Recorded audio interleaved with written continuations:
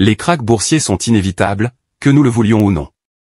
Lorsque le marché tout entier perd presque la moitié de sa valeur, les investisseurs ne peuvent s'empêcher de se demander jusqu'où la chute peut aller, et combien de temps la reprise peut prendre, si elle a lieu.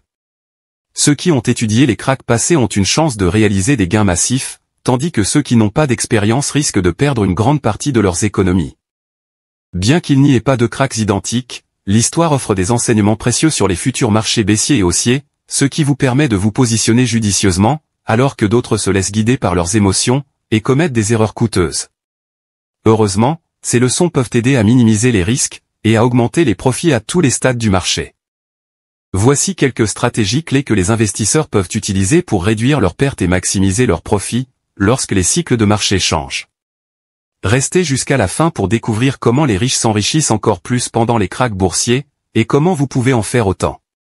Bonjour à tous, et bienvenue sur le Titan Cuirassé, une chaîne où vous pouvez apprendre sur l'investissement, les finances personnelles, la gestion de l'argent, la psychologie, et sur beaucoup d'autres sujets d'éducation financière, parce que les écoles ne vont pas le faire à votre place.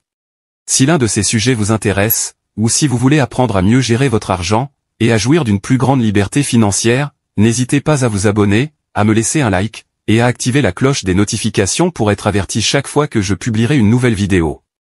Sans plus tarder, plongeons dans le vif du sujet. 1. Ne pas perdre de vue l'objectif final. Lorsque le marché est en plein essor, tout le monde a l'impression d'être un génie. Mais lorsque le marché s'effondre, la peur prend le dessus, ce qui pousse de nombreuses personnes à paniquer et à vendre leurs investissements. Il est facile de se laisser happer par les fluctuations quotidiennes des cours, et de se laisser emporter par les montagnes russes émotionnelles qui accompagnent l'investissement. Cependant, il est essentiel de faire un zoom arrière. Pensez à 5, 10, ou même 20 ans. Si votre portefeuille perd de la valeur, il est compréhensible que vous soyez inquiet, mais vous devez prendre en compte l'ensemble de votre parcours d'investissement, la croissance que vous avez connue, et le potentiel qu'il vous reste à exploiter. Lorsque les marchés sont au plus bas, les pertes peuvent sembler massives, mais demandez-vous combien vous avez réellement gagné au fil du temps. Lorsque les marchés sont surévalués, les bénéfices peuvent sembler gonflés, mais les valorisations finissent par revenir à des niveaux logiques. Garder une perspective à long terme vous aide à gérer vos émotions. 2. Écoutez les deux parties. Si vous vous demandez si les actions sont surévaluées à un moment donné, vous trouverez toujours deux points de vue très opposés. Certains diront qu'elles sont surévaluées et qu'elles doivent baisser, tandis que d'autres penseront qu'il y a encore de la place pour la croissance. L'une des meilleures compétences qu'un investisseur puisse acquérir est la capacité à prendre en compte les deux points de vue avant de prendre une décision. Pourquoi certains s'attendent-ils à une hausse du marché, alors que d'autres prévoient une baisse? Écoutez les voix les plus haussières et les plus baissières, comprenez leur raisonnement, et tirez-en votre propre conclusion. En sachant ce qui pourrait aller bien et ce qui pourrait aller mal, vous serez plus convaincu lorsque vous prendrez des bénéfices ou réduirez vos pertes, ce qui vous rendra plus confiant pour naviguer dans les mouvements du marché. 3. Comprendre vos investissements. Vous devriez toujours avoir une bonne connaissance des types d'investissements que vous détenez, et au moins une idée générale de la façon dont ils sont susceptibles de réagir sur les différents marchés. Détenez-vous des obligations qui peuvent contribuer à réduire le risque en cas de baisse des actions, ou votre portefeuille est-il principalement composé de fonds agressifs, très volatiles, mais qui génèrent des gains importants en période de conjoncture favorable? Tous les investissements ne se comportent pas de la même manière. Par exemple, pendant la bulle Internet de la fin des années 90, les valeurs technologiques étaient les plus instables, alors qu'en 2020, les valeurs de voyage ont été les plus durement touchées par le krach. Pourtant, les valeurs technologiques ont fini par enregistrer les meilleures performances cette même année. Pourquoi? Parce que les gens restaient chez eux. Lorsqu'on investit dans un actif, quel qu'il soit, la recherche est la clé du succès à long terme. Comprendre le niveau de risque auquel vous êtes exposé, ainsi que la façon dont votre portefeuille réagira dans différentes conditions économiques, vous permettra de faire de meilleurs choix et de vous sentir plus confiant. 4. Posséder différentes classes d'actifs. Les actions sont traditionnellement génératrices de richesse, mais en fin de compte, ce ne sont que des chiffres sur un écran. Il peut être judicieux de se diversifier en investissant dans des actifs tangibles, tels que l'immobilier, plutôt que de s'en remettre uniquement à des investissements papier. Une résidence principale est une option, mais une propriété génératrice de revenus est encore mieux.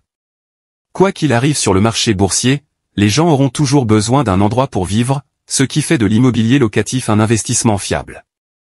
Même si les prix de l'immobilier baissent, la valeur fondamentale du bâtiment reste intacte. L'or et l'argent offrent également une diversification, et servent de monnaie depuis des milliers d'années, bien plus longtemps que les marchés boursiers, qui n'existent que depuis quelques siècles. 5. Considérez les statistiques. L'examen des cracks passés, de leur fréquence et de leur gravité, permet aux investisseurs de mieux comprendre ce à quoi ils doivent s'attendre au cours des différents cycles. Ils se rendront compte que ni les marchés haussiers, ni les marchés baissiers, ne durent indéfiniment. Un marché baissier est officiellement défini comme une baisse de 20% par rapport au plus haut récent, bien qu'historiquement, la baisse moyenne soit plus proche de 35%. Pour donner un ordre d'idée, un investisseur disposant d'1 million de dollars verrait son portefeuille se réduire à environ 650 000 dollars. Depuis 1928, avant la Grande Dépression, le S&P 500 a connu 26 marchés baissiers, soit environ un tous les 3,5 ans. Si une personne investit pendant 50 ans, de l'âge de 30 ans à l'âge de 80 ans, elle traversera probablement environ 14 marchés baissiers. Depuis 1928, la durée moyenne d'un marché baissier est d'environ 9,6 mois, ce qui n'est pas une période ingérable pour un investisseur bien préparé. Cela signifie qu'un investisseur disposant d'1 million de dollars et qui voit son portefeuille chuter à 650 000 dollars, peut le voir remonter à 1 million de dollars en l'espace de 9,6 mois, à condition de rester patient et de ne rien faire. 6. Prendre des bénéfices quand c'est nécessaire. Lorsque les marchés ont été forts pendant une période prolongée, c'est le moment idéal pour vendre des actifs que vous n'avez pas l'intention de conserver indéfiniment. Si vous avez acheté une action l'année dernière et que vous ne vous attendez pas à ce que son prix continue d'augmenter, vendez-la au prix fort. Il peut sembler anormal de vendre une action qui a pris de la valeur et généré des bénéfices importants, mais demandez-vous si vous seriez à l'aise de la conserver si un krach survenait aujourd'hui. Si vous avez acheté des actions sur marge lorsque les prix étaient bas, il est essentiel de savoir quand prendre ces bénéfices, car les marchés haussiers ne durent pas éternellement. L'action pourrait remonter après votre vente, mais vous devez disposer d'une stratégie de sortie claire, afin de ne pas vous retrouver avec le sac ou de ne pas vendre à perte, lorsque la situation s'inverse.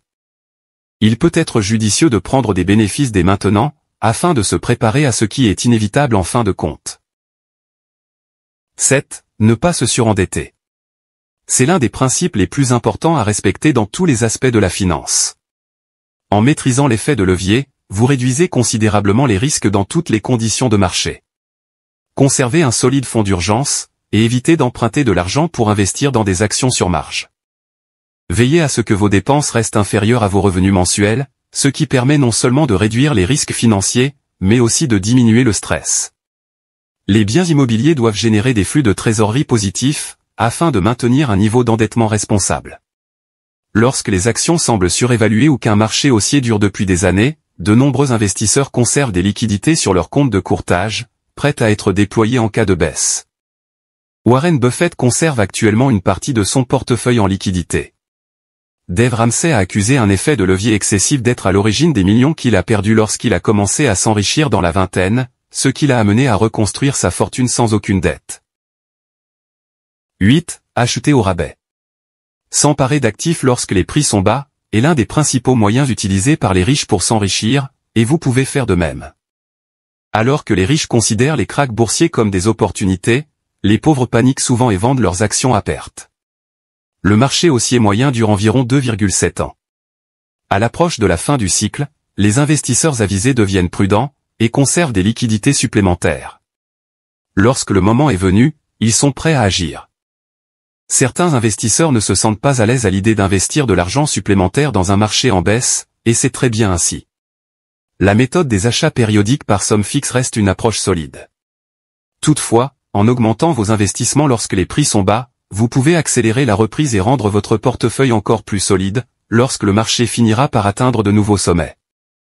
Il est également important d'être sélectif sur ce que vous achetez. Vous voulez être sûr que la baisse des prix n'est pas permanente. Investir dans un fonds à large marché comme le S&P 500 est un excellent moyen de réduire le risque, car la probabilité que 500 entreprises fassent faillite en même temps est pratiquement nulle. Voilà pour la vidéo d'aujourd'hui. J'espère que vous l'avez appréciée et qu'elle vous a apporté quelque chose. Si c'est le cas, n'hésitez pas à vous abonner, à me laisser un like, et à activer la cloche des notifications pour être averti chaque fois que je publierai une nouvelle vidéo, car j'en ai beaucoup d'autres de ce genre à venir prochainement, ainsi que des résumés de livres, et d'autres choses amusantes. Merci d'avoir regardé, et passez une bonne journée.